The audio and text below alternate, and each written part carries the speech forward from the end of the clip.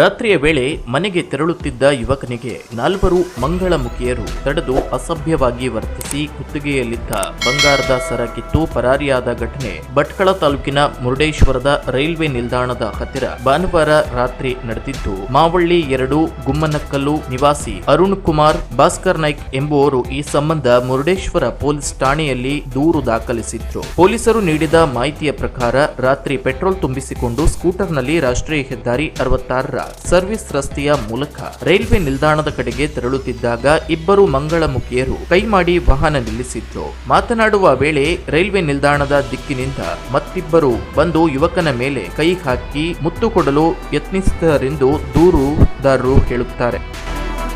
ಯುವಕ ವಿರೋಧ ವ್ಯಕ್ತಪಡಿಸಿದಾಗ ನಿನ್ನ ಹತ್ತಿರ ಎಷ್ಟು ಹಣ ಇದೆ ಎಂದು ಕೇಳಿ ಹಣ ಇಲ್ಲವೆಂದ ಬಳಿಕ 4 ಸೇರಿ ಕೈ ಹಿಡಿದು ಅಸಭ್ಯವಾಗಿ ವರ್ತಿಸಿದರೆಂದು ಹೇಳಲಾಗಿದೆ. ಈ ವೇಳೆ ಅವರಲ್ಲಿ ಒಬ್ಬಳು ಯುವಕನ ಕುತ್ತಿಗೆಯಲ್ಲಿದ್ದ ಬಂಗಾರದ ಸರ ಕಿತ್ತು ರೈಲ್ವೆ ನಿಲ್ದಾಣದ ದಿಕ್ಕಿಗೆ ಓಡಿ ಹೋಗಿದ್ದಾಳೆ. ಘಟನೆಯ ಬಳಿಕ ಮುರುಡೇಶ್ವರ ಪಿಎಸ್ಐ ಲೋಕನಾಥ್ ರಾಥೋಡ್ ನೇತೃತ್ವದ ಪೊಲೀಸರು ತಕ್ಷಣ ಕ್ರಮ ಕೈಗೊಂಡು ಸಿಸಿಟಿವಿ ದೃಶ್ಯಾವಳಿ ಹಾಗೂ ಮಾಹಿತಿಯ ಆಧಾರದಲ್ಲಿ 4 ಆರೋಪಿಗಳನ್ನ ಬಂಧಿಸಿದ್ದಾರೆ. ಬಂಧಿತರನ್ನ ಅದ್ನಾನ್, ಮೆಹದಿ, ಅಜರ್ ಖಾನ್, ಮೊಹಮ್ಮದ್ ಉಸ್ಮಾನ್ ಹಾಗೂ ಮದನ್ ಪಳನಿ ಎಂದು ತಿಳಿದು ಬಂದಿದೆ. ಮುರುಡೇಶ್ವರ ಪೊಲೀಸರು ಪ್ರಕರಣ ದಾಖಲಿಸಿಕೊಂಡು ತನಿಖೆ ಮುಂದುವರೆಸಿದ್ದಾರೆ.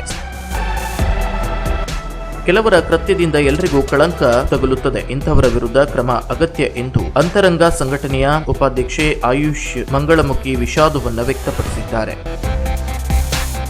Koojalli times news, Bhatkal.